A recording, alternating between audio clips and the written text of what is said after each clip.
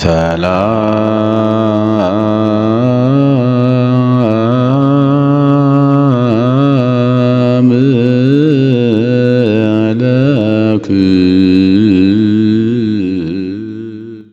በስመ አብ ወወልድ ወመንፈስ ቅዱስ አሐዱ አምላክ። በመላው ዓለም የምትኖሩ የእግዚአብሔር ቤተሰቦች ሁላችሁም በያላችሁበት የምድር ዳርቻ እንደምን አላችሁ? እንደምን ከረማችሁ? እንደ እግዚአብሔር መልካም ፈቃድ ዛሬም የምንመለከተው የብሉይ ኪዳን ጥናታችንን ወይም የመጽሐፍ ቅዱስ ጥናት ብሉይ ኪዳን ኦሪት ዘጸአትን እያጠናን ያለነው። ዛሬ ኦሪት ዘጸአትን ምዕራፍ 23 እንመለከታለን። ምዕራፍ 23 ኦሪት ዘጸአት ምን ይላል? ስለምን ይናገራል? የሚለው እናያለን። እንግዲህ አጠቃላይ የሚነግረን ያው ሐሰተኛ ሰው ጋር ከአመፀኛ ሰው ጋር አትዋል፣ አትቀመጥ ይላል። ያው ይሄ አርቆ ማጠር ይባላል። መቼም ሰው ተለይተህ ኑር ማለት የሚከብድ ነገር ቢሆንም ግን እየነገረን ያለው ጥንቃቄ ማድረግ እንደሚያስፈልግ ነው። እንደው ፈጽሞ ከሰው ተለዩ ማለት አይደለም። ሐሰተኛ ሰዎች ሐሰት ያስተምሩሃል። አመፀኛ ሰዎች አመፅ ያስተምሩሃል። ቀማኛና ሌባ ሰዎች ሌብነትን ያስተምሩሃል። ከነኚህ ሰዎች ተለይተህ ኑር እያለ ነው ያለው። እየነገረን ያለ ያ ነው። ምክንያቱም መቼስ ከሌባ ጋር የዋለ ጤነኛ አይሆንም፣ ያው ሌባ ነው የሚሆነው። ከሐሰተኛ ሰው ጋር የዋለም ሐሰተኛ ነው የሚሆነው፣ ጤነኛ ሊሆን አይችልም። ስለዚህ ያለው አማራጭ ርቆ መኖር ወይም አርቆ ማጠር እንደሆነ በዝርዝር የሚነግረን የመጽሐፍ ቅዱስ ክፍል ነው። ወይትንበር ምስለ አማጺ ከመ ይትኩን አማጺ፣ አመፀኛ እንዳትሆን ከአመፀኛ ጋር አትሁን። ወይትኩን ስማ በሐሰት፣ ከሐሰተኛም ሰው ጋር አትዋል፣ ምክንያቱም ራሱ ሐሰተኛ እንደሆነ አንተንም ሐሰተኛ ያደርግሃልና። ወይትደመር ምስለ ብዙ ለአምቆም፣ ብዙ ለሚቆጣ ሰው ከሱ ጋር አትቀላቀል። ወይትወስክ ውስተ እለ ብዙ ለገፊአ ፍትሕ፣ ፍርድን ከሚያዛባ ብዙ ሰዎችን በደል ከሚያደርስ ፍርድ ከሚያዛባ ሰው ጋር ማብረህ አትዋል። ወለነዳይ ይትመሃር በፍትሕ፣ ምክንያቱም ችግረኛውን በፍርድ አይፈርድለትም ወይም ከሱ ጋር ፍርድ አያገኝምና። ወለመረከብከ ላሂመ ጸላኢከ፣ የጠላትህን ላም ብታገኝ እመኒ አድጎ አህያውን ብታገኝ ተመይጦ ታገቦ ሎቱ መልሰህ አስገባለት ወይም ታስገባለታለህ። አሁን ሰራቂ ጋር ከአመፀኛ ጋር ፍርድ ከሚያዛቡ ሰዎች ጋር አትዋል ካለ በኋላ የጓደኛህ ላሙንም ብታገኝ በምድረ በዳ ጫካ ውስጥ ብታገኝ በሬውንም ብታገኝ አህያውንም ብታገኝ እርሱን መልሰህ ውሰድና ለቤቱ ስጠው፣ አትውሰድበት። ማለትም ከስርቆት ነፃ ሆን። መስረቅ የተስረቅ ተብሎ አስቀድሞ በሕግ ስለተነገረ የተስረቅ የሚለውን ሕግ ነው እየዘረዘረልን ያለው። ስለዚህ መስረቅ ኃጢአት እንደሆነ ያገኘኸውን እንስሳም ይሁን ምንም ይሁን ያገኘውን ነገር ለባለቤቱ ወስዶ መስጠት እንዳለብህ ስጥ እያለ በዝርዝር የሚነግረን ይሄ ነው። ወለመሪከ አድገ ጸላኢከ ዘሃየሎ ጾሩም ይተዓደው አላ ታረድኦም ምስሌሁ፣ እነሆ አንድ የጥላትህን እንኳን አህያ ብታገኝ እንኳን ውስጥህ ደስተኛ ቢሆን ለመውሰድ ብታስብም እንኳን ነገር ግን እሺ ብለህ አትውሰደው፣ ተወው ይላል። ትቶ መተው እንዳለበት ነው እየነገረን ያለ። የሌላ የጥላትም እንኳን ገንዘብ ንብረቱ ይሆን ካገኘው መልስለት እንጂ አትውሰድበት። በተለይም ደግሞ የወዳጆችም ደግሞ ካገኘህ እሱን ወስደህ ወደ ቤቱ ወስደህ ስጠው እንጂ ልትወስድበት አይገባም የሚል አጠቃላይ ከሌብነት ራሳችን መጠበቅ እንዳለብን ቅድም ያልነው። ከሌብነት ራሳችን መጠበቅ ብቻ አይደለም፣ ከሌባ ሰዎችም ራሳችን መጠበቅ እንዳለብን።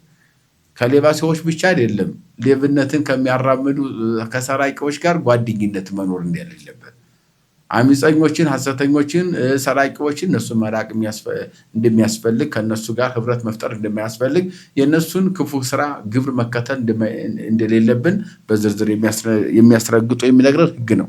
ከዚህ ቀጥሎ ስለ 7 ነገር ነው ወይም 7 ዕለት 7 ዓመት የሚለውን ይነግረናል። በነገራችን ላይ 7 የሚለው ነገር ያው ሰፊ ትንታኔ ትርጓሜ ያለው ወደፊት በኦሪት ዘሌዋውያን በደንብ እንማረዋለን እግዚአብሔር ከፈቀደ። አሁን 7 የሚለው ነገር የሚጀምረው 7 ቁጥር ከምን ይጀምራል ከተባለ ከስነ ፍጥረት ስንሄደው እግዚአብሔር እንግዲህ ስነ ፍጥረትን 7 ሰማያት አድርጎ ፈጥሯል ማለት ሲፈጥር 7 ሰማያት ይላል። ከዚያ ቀጥሎ እንደገና 7 ዕለታት አሉ። ከዚያም በኋላ እንደገና ስንመለከተው ደግሞ ይመጣና ሰው ላይ ይመጣል። ሰው ራሱ 7 ነገር ያለው ፍጥረት ማለት ነው። ማለትም 4 ባህርየ ሥጋ 3 ባህርየ ነፍስ ያሉት እነኚህ 7 ይሆናሉ። 7 ስለሆነ ከ7 ነገር የተገኘ ነው ለማለት ሰብ በግዙ በአማርኛው ሰው ተባለ። ሰው ማለት የ7 ነገሮች ውጤት ከ7 ነገር የተፈጠረ 7 ነገሮች በተዋህዶ ሰው ሆኖ የሚጠራ ፍጡር ማለት ነው።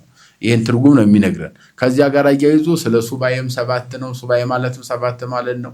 እንደውም በዚህ በዕብራውያኑ ኢዮቤልዩ ብለውታል። በኩፋሌ መጽሐፍ ቋንቋ የኩፋሌ መጽሐፍ ስናነብ በኩፋሌ ቋንቋ ኢዮቤልዩ ነው የሚባለው 7 ንዑስ ኢዮቤልዩ፣ አብይ ኢዮቤልዩ፣ ማዕከል ኢዮቤልዩ የሚባል ነገር አለ። ንዑስ ኢዮቤልዩ ማለት 7 ቀን በቀን ስንወስደው 7 ቀን ነው። በወርም ስንወስደው 7 ወር ነው። በአመትም ስንወስደው 7 አመት ነው። 7ን ሳይለቅ ግን ኢዮቤልዩ አንድ ኢዮቤልዩ ካል 7 ቀን ነው ወይም በወር ስንወስደው 7 ወር ነው ወይም 7 አመት ነው ኢዮቤልዩ። ማዕከል የምንለው ደግሞ 24 አመት ነው። 24 አመቱ ነው 25ኛው አመት ማዕከል ኢዮቤልዩ መካከለኛ ሱባኤ ይባላል ማለት ነው። ከዚያ እንደገና የመጨረሻውን ደግሞ አብይ ኢዮቤልዩ የሚባለው ወደ አብይ ኢዮቤልዩ ስንወስደው 49 አመት ማለት ነው። 7ን በ7 ስናባዛው የሚመጣው 49 ነው። 49 ሲመጣ 49 አመት 49 ቀን ወይም 49 ወር ነኝን ሱባኤ ይባላሉ። ታላቅ ሱባኤ ወይም ታላቅ ኢዮቤልዩ የሚባሉት እነኚህ ናቸው። 50ኛውን አመት ስናከብር 49 አመቱ ነው 50ኛው አመት ሙሉ ይከበራል ማለት ነው። የ49ኙንም አመት የምናከብረው 50ኛው አመት ላይ ነው። አንድ አመት ሙሉ ክብር ይከበራል ማለት ነው። በዚህ መሰረት 7 የሚለው ሱባኤ እንለዋለን። ሰው ብለንም 7 እንተረጉማለን። ሱባኤ ብለንም 7 እንተረጉማለን። እንደገና ኢዮቤልዩ ብለንም 7 እንተረጉማለን። ለዚህም ነው ዛሬ አሁን በዓለማዊ ደረጃ የወርቅ ኢዮቤልዩ የብር ኢዮቤልዩ ብለው አሁን የሚያከብሩት ያ 25 አመት 50 አመት እያሉ የሚያከብሩት ይህንን ነው።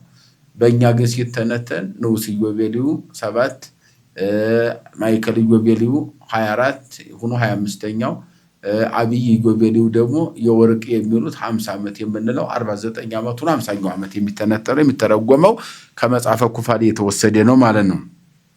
ወይትሚት ፍትሐ ነዳይ በውስተ ፍትሕ በፍርድ ውስጥ የምስኪን የድሃን ፍርድ አታዛባ ይላል።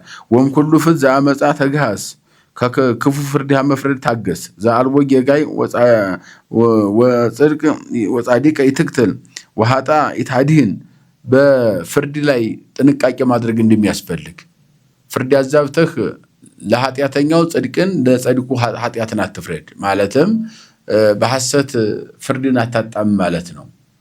ድሃ ስለሆነ ለሱ ልትፈርድበት ባለጸጋ ስለሆነ ለሱ ልትፈርድለት አይገባም። ፍርዳችሁ ሁሉ ወዋ አልቦ ይሁን ነው።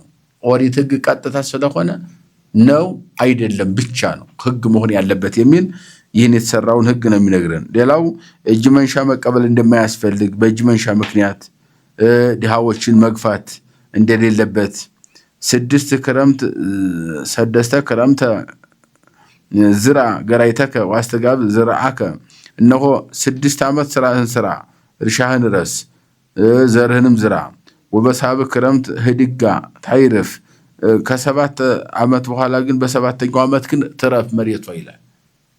አሁን በበዓል አከባበር ዙሪያ ስንመለከተው 6ቱን ቀን ስራህን ስራ ብሏል። 6ቱን ቀን ስራህን ስራ 7ኛው ቀን የረፍት ነውና የተቀደሰ ሰንበት ነውና አረፍበት ተብሏል። እንዲሁም ደግሞ በእርሻ ደረጃ ስንመጣ ደግሞ አንድ ገበሬ እርሻውን ሊያርስ የሚገባው 6 አመት ነው። 6 አመት ያርሳል፣ ይዘራል፣ ያርሳል፣ ይዘራል፣ ያመርታል። እንደዚያ እያልክ ቆይና 7ኛው አመት ግን አትረስ ምድሪቱ ራሷ ትረፍ ይላል። የምድር ረፍተ ምድርን መስጠት እንዳለበት በየ7 አመቱ ምድር ስታርፍ የተሻለ በ8ኛው አመት ላይ መከር እንደምትሰጥ በዝርዝር ሲያስረዳ ነው። እንደ ሰንበት ሰዎችም እንስሳቶችም የቤት ሰራተኛ ሁሉ ይረፍ እንደተባለ በሰንበት 6 ቀን ሰርቶ ረፍት አድርጎ ታድሶ እንደገና ሌላ ቀን በ8ኛው ቀን ታድሶ ለስራ እንደሚነሳ ምድርም እንደዚያው 7 አመት ማብቀል ትችላለች ተከታታይ እያለ ነው። ከዚያ 7ኛው አመት ተረፈና 8ኛው አመት ላይ የተሻለ ደግሞ ደራርባ ማምረትና ማብቀል መሸከም ትችላለችና ረፍት ስጣት ብሎ ስለ ምድር ረፍት ነው የሚነግረን። ሰዱስ ዕለት ትገብር ኩሎ ግብረከ 6 ቀን ስራን ሁሉ ትሰራለህ። ዋመሰቡ ዕለት ተዓርፍ በሰባተኛው ቀን ታርፋለህ። ከመ ያጽርፍ ላይመከ ዋድገከ ከመ ያስተንፍስ ወልደ አመትከ ወግዩር እነሆ ረፍት የሌላቸው ድሃው እንደገናም ደግሞ የአገልጋይ ልጅ ከእንስሳትም ሁሉ እነኚህ ያርፉ ዘንድ ወኩሎ ዘነበብኩ እቀብ የተናገርኩትን ይህን ሁሉ ሕግ ጠብቅ ይላል ሲዘጋው። ወስም ዘአማልክት ይትዝክሩ ለጣዖት መታሰቢያ አታድርጉ። ወይትናገሩ በአፎክሙ ስለ ጣዖትም በአንደበታችሁ አትናገሩ። ይህንን ብሎ እግዚአብሔር ሕግ መስራቱን ይነግረናል ማለት ነው። ይቀጥልና 3 ጊዜያት በአመት ግበር ሊተ በዓለ 3 ዓመት በአመት 3 ጊዜ በዓል አድርግ ይላል። ያ በኢየሩሳሌም ነው በዓል የሚደረገው። ባለፈውም ተናግረናል። ወደፊትም ስለ በዓል በሰፊው እንመጣበታለን። በዝርዝር ዘሌዋውያን ላይ ስለሚገልጸው በዓላቱ እንዴት እንደሚከበሩ አከባበራቸውና ስርዓታቸው መንፈሳዊና ዓለማዊ ስርዓቱን ሁሉ በዝርዝር የሚናገር ግን 3 ዓመት በአመት 3 ጊዜ በዓል ማክበር እንደሚያስፈልግ በዓለ ዛመ ሕግ ታቀቡ ሰባ ዕለተ ትበሉ ናይተ በከመ አዘዝኩክሙ ቂጣ እየበላችሁ 7 ቀን ራሳችሁን ጠብቁ። በአውራህ በአዲሲቱ ወርህ ማለትም ቀዳማይ ወርህ የሚላት ሚያዝያ ወር ማለት ነው። ባለፈው እንዳልነው እስራኤላውያን ለመጀመሪያ ጊዜ ከግብጽ የወጡት ሚያዝያ ወር ነው። ወርሃ ኒሳን ይባላል በዕብራይስጡ። ኒሳን ማለት ሚያዝያ ዘውቱ ሚያዝያ ማለት ነው።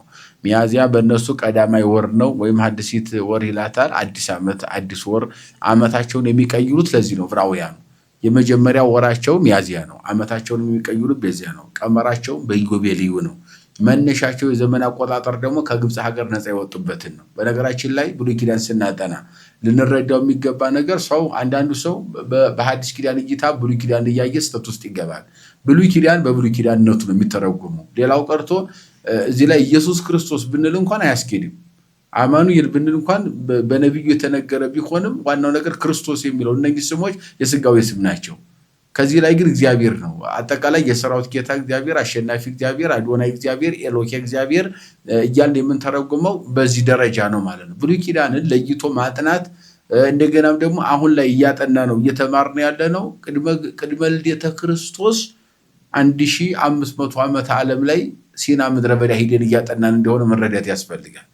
አሁን እያጠናን ያለ ነው ሲና ደብረ ኮሬብ ተራራ ሲና ሆነን ነው ማለት ነው። ሐሳባችን እዚያ ላይ መሆን አለበት።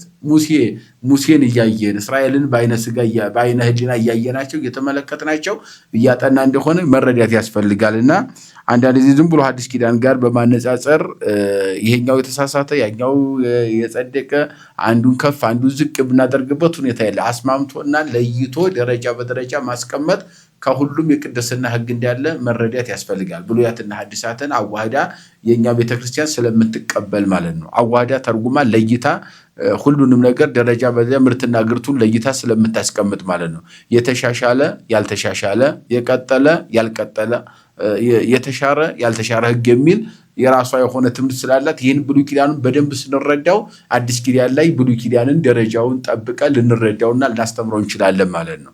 አንዳንድ ጊዜ አዲስ ኪዳኑ ላይ ብቻ ስንንጠለጠል ችግር አለ። ብዙ የሚምታቱ ነገሮች አሉ። አንዳንዱ ሰው ዝም ብሎ ተነስቶ በጸሎተ ሐሙስ አስተምር ሲባል ለመስበክ ተነስቶ ዛሬ ኦሪት የተሻረበት ወንጌል የተሾመበት ቀን ነው ብሎ ብሉይ ኪዳን ያለፈበት ቀን ብሎ የሚናገር ሰው አለ። ያለፈው የብሉይ ኪዳን ዘመን እንጂ ያለፈ ብሉይ ኪዳን የለም። የተሻረ የኦሪት ህግ 2-3 ቆጥረህ ሰፍረህ ማስቀመጥ ነው እንጂ በሙሉ ኦሪት ተሻረ ማለት አይቻልም።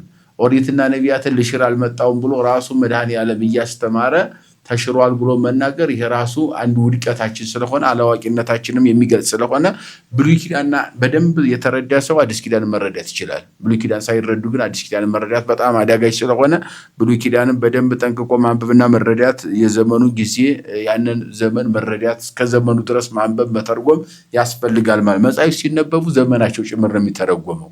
መጻሕፍት ሲነበቡ ቋንቋቸው የተጻፉበት ቋንቋ ጭምር ነው የሚታየው። መጻሕፍት ሲተረጎሙ መልክዓ ምድሩና የአየር ጸባይን ጭምር ነው የሚተረጎሙት መጻሕፍት ማለት ነው። እና በዚያ ልክ እንድንረዳው ለማለት ነው። 3 ጊዜ በየዓመቱ ማንኛውም የእስራኤል ሰው በተለይ ወንዶች ወደ ኢየሩሳሌም እየወጡ በዓል ማክበር እንዳለባቸው ይነግረናል። ሰባት ቀን ቂጣ እየበሉ እንደውም በዚያች በመጀመሪያው ወር ይላል ኒሳን ሚያዝያ ነው። የመጀመሪያው ወር ማን ነው በዕብራውያን ሲባል ሚያዝያ ነው። እሱም ኒሳን ይባላል። ይቀጥላል። ሁለተኛው ወር ሲል ዚፍ ነው የሚባለው። ዚፍ ይባላል። ዚፍ ማለት ግንቦት ማለት ነው። ከዚያ ታስሪን እያለ ደግሞ ወደ ሰኔ ይቀጥላል ማለት ነው። ስለዚህ የብሉይ ኪዳን መጻሕፍት ስናነብ የመጀመሪያው ወር ካለ መስከረም እንዳይመስላችሁ። እሱ እዚያ ብሉይ ኪዳን ላይ አይሰራም። መስከረም የሚለው የሚሰራው አዲስ ኪዳን ላይ የኢትዮጵያ ቀመር አቆጣጠር ነው። እሱ ራሱን የቻለ ቀመር አለው። ብሉይ ኪዳን ላይ ግን መስከረም ብለን ብናስተምር ስህተት ነው። ሁለተኛው ወር ካለ ጥቅምት አይደለም፣ አይሰራም። ብሉይ ኪዳን ላይ ሁለተኛው ወር ካለ ግንቦት እያለን ነው። ሶስተኛው ወር ካለን ብሉይ ኪዳን ቀጥታ ሶስተኛው ወር ሐምሌ ብለን ነው መሄድ ያለብን እንጂ ሶስተኛው ወር ሂደር እንዳይመስላችሁ። በዚህ ልክ ነው ብሉይ ኪዳንን ለዚህ ነው ጠንቅቀን እንወቀው ነበር። በመሰረተ ነገሩ የአዲስ ኪዳንም ሆነ የብሉይ ኪዳን አዲስ ኪዳን ቀመር የቀመረልን ነገር የለውም። ቀመር የቀመረው መነሻው ፍጥረተ ዓለም ሲሆን ከዚያም በኋላ በፀሐይ በጨረቃ በከዋክብት እየተቀበረ እየመጣው በብሉይ ኪዳን ነው ቀመረ ዘመን በሙሉ የተጠነቀቀው። ዕብራውያንም ብንለው ኢትዮጵያውያንም ብንለው ምዕራባውያንም ብንለው እኛ ጃንዋሪም እንበለው ወርሃ ኒሳንም እንበለው መስከረምም እንበለው እሱ አይደለም ጉዳዩ። ዋናው መሰረታዊ ነገሩ ቀመር የተጠነቀቀው በፀሐይ ቆጠረው በጨረቃ በምን የሚቆጠር በምን በብሉይ ኪዳን ነው። ብሉይ ኪዳን ስለሆነ መሰረቱን ይሄንን ይዞ መጓዙ ጠቃሚ ነው ማለት ነው። ስለዚህ በዚያች ወር ቂጣ እየበሉ 7 ቀን እግዚአብሔር ማሰብ እንዳለባቸው ተነግሯል። ይሄ በዓለ የቂጣ በዓል የምንለው ወበዓል ዘአማጺድ ዘቀዳሚ እክልከ እህልህን በምታጭድበት ጊዜ ግበር በምግባሪከ በውስተ ዘዘራይከ ወገራይተከ በበዓለ ፍጻሜ እርሻህን አርሰህ በጨረስክ ጊዜ እንደዚሁ በዓል አግብር። አመወጻይ ከዛ ዓመተ በጉባኤ በወጣ ጊዜም ዘገበርከ ውስተ ገራይትከ በእርሻህም በዚያው ባደረክ ጊዜ ሰለስተ ዘመን ይትራይ ኩሉ ተባይት በቅድሜ እግዚአብሔር ዚአከ እግዚአብሔር የራሴ ነው ብሎ የራሱ እንደሆነ ተረርቶ ያንተ ነው ብለህ ንገረውና ልጅህ 3 ጊዜ በዓል ያክብር እየተገለጠ በኢየሩሳሌም ማለት ነው። ይቀጥልና ከዚህ በኋላ ያለው የተስፋ ቃል ነው። ደግሞ እስካሁን ድረስ ሕግ ነው እየነገረን የመጣ አሁን ደግሞ የተስፋ ቃል ነው። ወናሁ ፌኑ መላኪ ቅድመ ገጽከ ከመይቀብከ በፍኖት ከመያብከ ውስተ ምድር እንተ አስተዳሎ ኩለከ ወዳዘጋጀውልህ ምድር ማለትም ኢየሩሳሌም ከነዓን ወደዚያ ትገባ ዘንድ እንድትገባ እነሆ መላኬን በፊት ልኬአለሁ ይላል። መልአክ ሲባል ብዙ ያስተረጉማል። መልአክ ገዥ ማለት ነው። መልአክ ተላላኪ ማለትም ይቻላል። መልአክ አንደኛ ሚካኤል እየመራቸው ነው 40 ዘመን በደመና። ሌላው ደግሞ ምድራዊ መልአክ ሙሴ አለ። ከዚያም ደግሞ ኢያሱ አለ። በኢያሱ አማካኝነት ነው ራሱንም መልአኬን ልከላው ሲል ጌታችን ኢየሱስ ክርስቶስንም ለሐዲስ ኪዳን እሱንም ያስተረጉማል። ለብሉይ ኪዳን ግን ለጊዜው ሙሴ ነው። ከዚያ ሙሴ ኢያሱ ነው። ወደ ሰማይ ስንወስደው ሚካኤል ብለን ተረጉመዋለን። የተስፋው ቃል ግን ምንድነው? በሰማይ ሚካኤል የሚባል መልአክ በምድር ሙሴና ኢያሱ የሚባሉ መላእክት የምድር መልአክና የሰማይ መልአክ ከሰው የተገኙ እንደ መልአክ የሆኑ እነኚህ እየመሩ ርስት እንደሚያወርሷቸው የተሰጠው ተስፋ ነው። እቀብረ ርዕሰከ ወስሞ ወይታይብዮ አንተ ራስህን ጠብቅ ስማው እምቢ አትበለው። እስመ ይሃድገከ ሰማይ በላዕሌሁ በሱ ዘንድ ይገለጽ ዘንድ አይተውህምና ወለመ ሰማይከ ቃሊ ዋቀብከ ኩሎ ዘይቤለከ እጸልይ ጸላኢከ እሺ ካልከኝ ትእዛዜን ከተቀበልክ ጠላትህን እጠላለሁ ማንም አያስደነግጥህም። ለይሁዳ መላኪ እንዘ ይኮነከ ወያባከ ውስተ አሞሪውን ኬጢውን ፌርዚውን ወኬናኒውን ወጌርጌሲውን ወያዌውን ወያውሲውን ወአህርጾሙ እነኚህ የአሕዛብ ነገዶች ናቸው። ኢየሩሳሌምን በዘመን ሂደት ከነዓን ምድር ተቆጣጥረው የነበሩ እስራኤል ሊወርሱ ከግብጽ ጉዞ ሲያደርጉ አገሩን የወረሱት ኬጢያውያን፣ ፌርዚያውያን፣ ኢያቡሳውያን የሚላቸው እነኚህ የአሕዛብ ነገዶች አገሩን በነገድ ተቆጣጥረውት ነበር። ይሄ ኤፍሬም ምናሴ እያልን እንደምንጠራቸው እንደ እስራኤል ነገድ እነኛም ደግሞ ኬጢያውያን፣ ፌርዚያውያን የሚባሉት የአሕዛብ ነገዶች ናቸው። የነገድ ስም ነው። ስለዚህ እነኛ ተቆጣጥረውት ነበር። እነሱ እንደ ጢስ በትኜ እንደ ዶቄትም ተፈጭቼ አጠፋቸዋለሁ። ትወርሳለህ ወይ ተስግድ ለአማልክቶሙ ለጣዖታቸው እንዳትሰግድ ወይ ታምልኮሙ ወይ ትግበር ከመግባሪኮሙ ናሲተ ተነስቶሙ ወቀጥቅጦሙ አይማዲሆሙ ምሰሷቸውን መቀጥቀጥን ቀጥቅጠህ ማፍረስን አፍርሰህ ትጥላቸዋለህ እንጂ እነሱን እንዳታመልክ። አጠቃላይ ለእስራኤል ነው። በአንድ ሰው ስም ቢጠራቸውም እስራኤል ነው እግዚአብሔር መመሪያ እየሰጠ ያለው። ወአምላክ እግዚአብሔር